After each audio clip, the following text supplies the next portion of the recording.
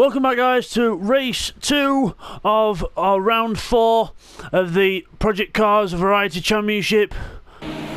So this is race 2. Cyrex is on pole from Bidzster, and he goes to start. Away we go. Cyrex gets a terrible start, just stays still.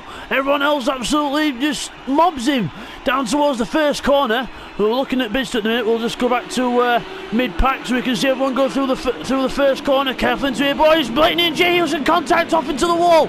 Off into the wall goes Blakeney and Jay Hewson. Everyone else nicely through as we watch Cyrex making a comeback up the inside of Flying Flapper around the stadium section. Fantastic stuff. As we go into the next left-hand corner, a bit of bumping and boring going on mid-pack. Keith having to go around the outside to get the inside of Cyrex, but gives it away. Cyrex keeping the position for now. As we look a bit further back, TY and Seek 1 having a little battle. Meanwhile, Blakeney and Jay Hewson at the back. Keith defending from Lillian. TY having a little look at Seek, who thinks twice about it. Nick Hash in the BMW having a look as well. Meanwhile, Bidzster's built up a 3-second lead already. He's already on his way out the Dunlop hairpin. And there's Cyrex finally back in second place. That's where he should have been after the start. So Cyrex back up to second as Lillian and Keith a little bit of contact out the corner up to the Schumacher S, who's going to give way. Lil gets in front. Keith has to give way.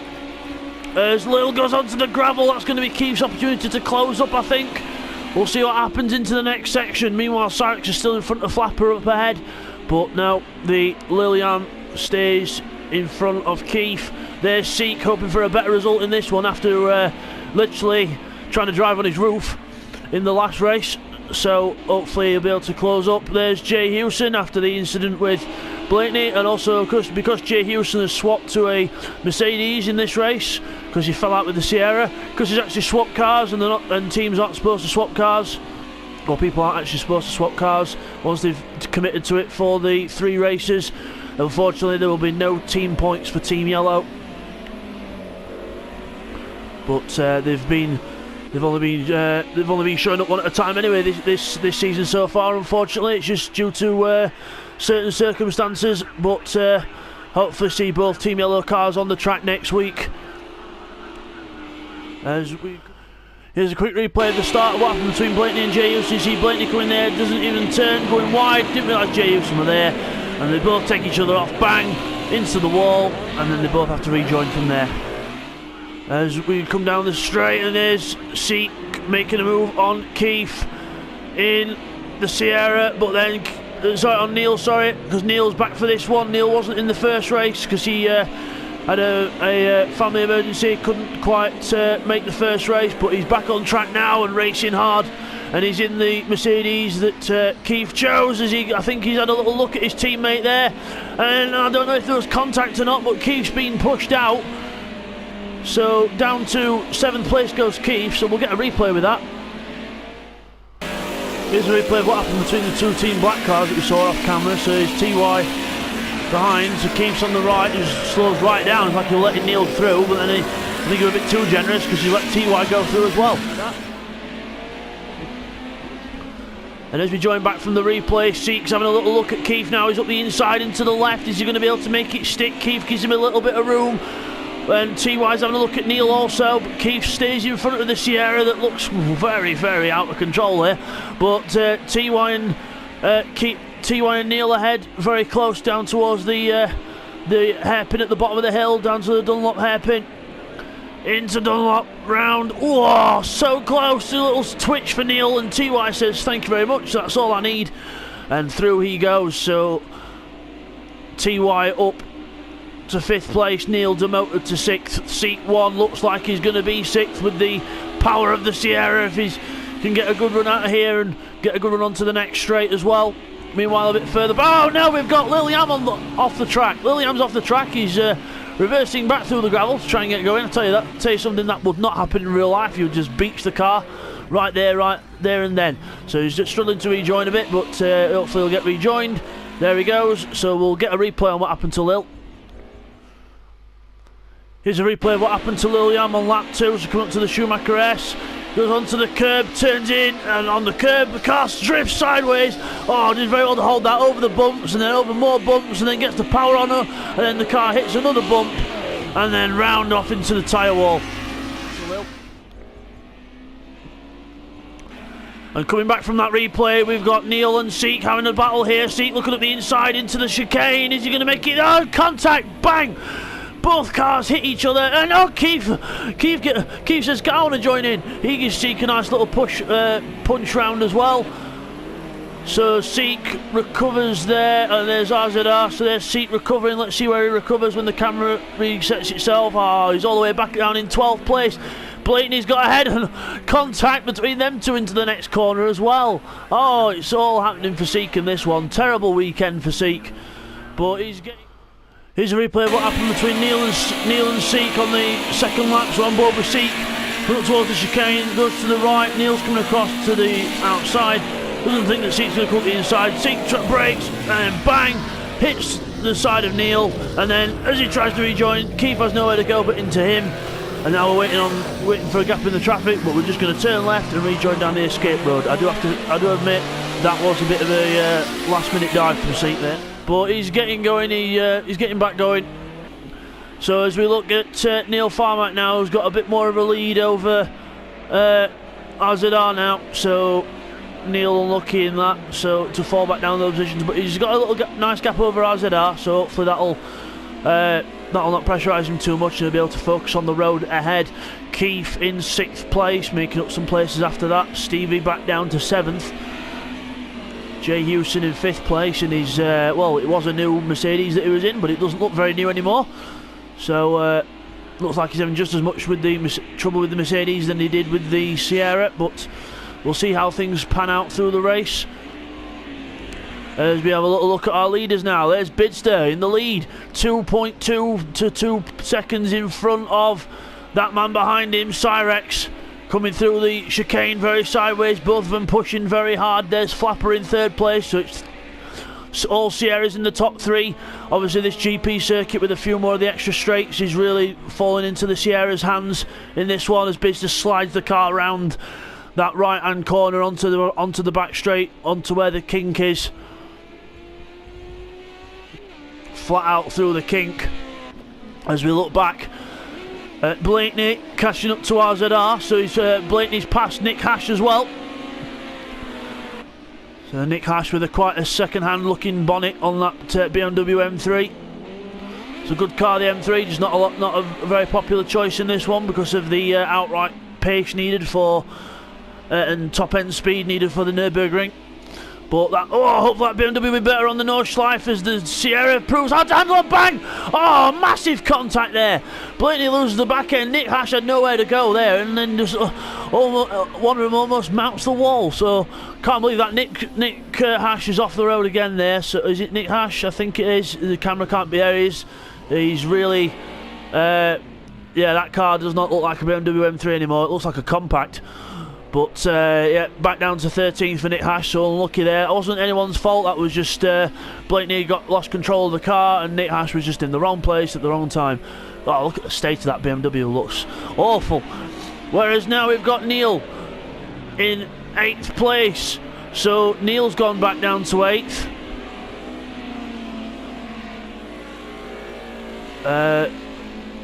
So he's catching up his teammate in 7th. So Keith in 7th place, under pressure from his teammate this time. Hopefully there'll not be any faux pas like the last time. So both Team Black cars doing well there. Meanwhile we have Team White in the lead, which is Bidzster, but 1.7 seconds now. Cyrex is closing in, so Bidzster's really got to get his head down here. He'll know that Cyrex is closing in, and if we know Bidzster, he'll try and push even harder, as it looks like he's doing there. So Bidzster getting the power down out of the Schumacher S, coming up towards the left-hander for the sort of extended chicane, if you like. So Bidzster leading for Team White. Cyrex is second, who is an independent in this championship. Flying Flapper for Team Blue in 3rd place. TY for Team Red in the Mercedes, 4th place. 5th place is Jay Hewson in for Team Yellow in the Mercedes that was a Sierra in the first race. Stevie in 6th place in a Mercedes for Team Green, the only Team Green player in this tonight, as Keith and Neil representing Team Black, 7th and 8th. RZR, who's an independent, but he just so happens to be in the Team White colours for some reason. RZR Blade in 9th place, but Blakeney's closing back up to him now. That's the actual Team White car, I can tell you that. So they are not teammates. Blakeney is the other Team White runner, and his teammate is in the lead. Seek one back there having another miserable race in 11th place. Lilian after that faux pas at the S's with quite a second-hand looking Mercedes, but that's nothing compared to the second-handness of Nick Hash's car. Nick Hash probably gets the award for the most second-hand looking car in the championship so far. So, but he's plodding on and soldiering on, learning the track, so good on him. And it's good to have more people in the championship. As RZR Blade slides into the last corner, using every little ounce of grip that Sierra's got left in its tyres. As we start lap 5 with RZR there, across the stripe. Meanwhile, the gap at the front has increased to 2.3 seconds. 2 to 2.3 seconds, so Bidzster's clawing it back out again. He's got his foot down. So let's go on board with Bidzster and have a look as he slides sideways into that corner. Let's try and get the onboard camera. It randomises these cameras, unfortunately. I'd love it if you could actually stick it on this camera and leave it, because it is a fantastic camera, the old touring car onboard camera. Project Cars 2, please make it happen so that we can stick on that camera and not have it rotate like it's doing now, because that is a fantastic camera to watch from. So Bidzster goes over the curb, pushing on, pushing hard, trying to extend that gap from Cyrex, and I think it's working because it's gone up to about 2.5 to 3 seconds now. As you look at the gap difference, there we go, as you saw Cyrex in the background. All a bit more spread out in this race so far, but don't worry, I'm sure things will start closing up as Bidzster goes into the chicane. We'll just watch Cyrex go through here now, see if Cyrex does anything different. Oh, it goes quite wide there actually. Very different for Cyrex, so that's going to lose him a good half a second or so as Bidzster pulls the gap up to 3 seconds. Meanwhile, there's Neil Farmack on his own in 8th place, so good to see Neil back. We didn't think he'd make it for tonight, but he's made it for the 2nd and 3rd race, which is good. So Neil plodding along in 8th. Meanwhile, Seat 1 at the back, I think he's slowly starting to catch RZR Blade. There he is. So Seat 1's starting to make a comeback for Team Blue. Got to try and get some more points on the board if you can. As he closes up to RZR Blade now, as they come through the kink, building up the speed to 140 odd mile an hour.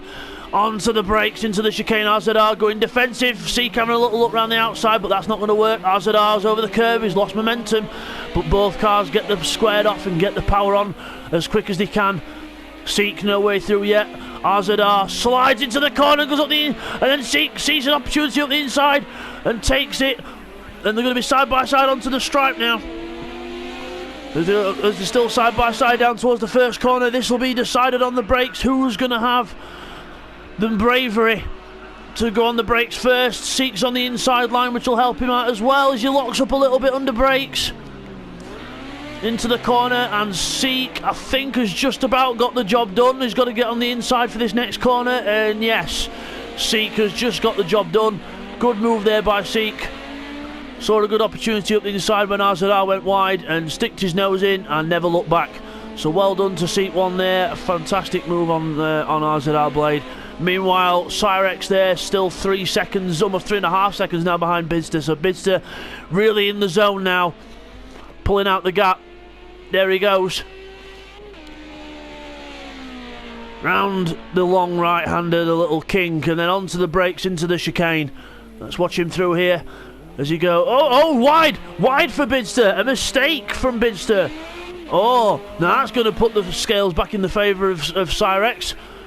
So, because Bidzster will have a little bit of dirt on his tyres, but I'm sure a little drift around that corner will scrub all the dirt off, which it does. And then Bidzster goes on his way. Last lap approaching now, so Bidzster starts his last lap. Lap 7. So Bidzster's just got to keep his head down and focus for another 2 minutes, and he should be home and dry okay.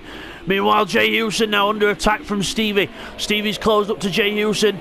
So let's see who wins this battle. Jay Houston goes defensive. Stevie goes with him to try and keep the pressure on. Jay Houston's going to have a bad run out of here because he's defending very, very tight to the inside. Stevie's going to try and come back and get an overspeed. So we'll see if Stevie can get the overspeed.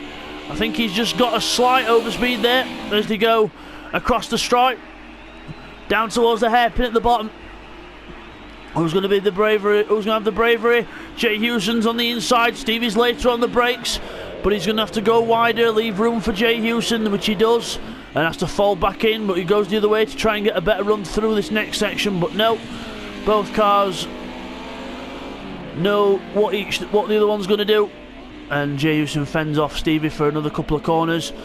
But he's gone very wide there, though, very wide. This could be Stevie's opportunity. Look, he goes for a wider line to get a better run out, but Jay Houston actually gets a very good run out of that corner, even though we were taking a very wide line there. There's Bidzster sliding the car through the Schumacher S, followed by Cyrex, who's pushing very hard. Kicks up a bit of the kitty litter there. So it just shows you how hard he's pushing as we go into the left-right section before we go on to the straight for the last time. I think Bidzster might just have this sewn up here, but this definitely isn't sewn up. This is Jay Houston versus Stevie, two Mercedes battling at it. So, and remember, on this championship we are on default setups, so everyone gets in the car, they've got a choice of either a stable or a loose setup, and so everything is the same, so there should be no advantage or disadvantage when it comes to the car performance as they come up to the chicane part. But Bidzster coming round the last corner, he can relax now, he's out of that last corner, 2 seconds ahead of Cyrex, and across the line. Good win for Bidzster, well done, good race. Cyrex, very good to challenge him as well, kept him honest all race, didn't let him get more than 2.5 to 2 seconds ahead all race. Flapper in third, good race there for Flying Flapper in third place, well done to him. TY, fourth place there. TY another good fourth place there, back some points for Team Red. Meanwhile, Jay Houston still got Stevie all over the back of him, but he's kept him off into the chicane. Stevie looks like he was heading for the pits there, but thinks twice about it. He thinks it might help right to finish the race. Yeah, kind of helps if you finish the race, but yeah, Jay Houston crossed the line in 5th place, Stevie 6th, Keith in 7th, Neil Farmack, the other Team Black car around here somewhere, there he is. He's going to be 8th place. So well done to Neil Farmack there in 8th. Blakeney is going to be 9th. So Team White 1-9 in this. So not too bad for Team White. Busy bringing the points home. So Blakeney in 9th place. RZR Blade, I can tell you he's not in the Team White. He's an independent, just in the same livery as do the 2 Team White cars. So RZR Blade 10th place. Well done to him. Lilian going to be 11th. It's a big change since the last race. And then Nick is going to be in 12th. Unfortunately, Seek won there. You see his car going round in last place. So Seek 1's gone down to last place. So unfortunate for Seek. So unlucky for Seek 1 there. He across the line in 13th place. So there's your winner, Bidzster. We'll just get the car so you can see the winner. There we are. There's your winner, Bidzster. And we'll see you guys next time. Take care.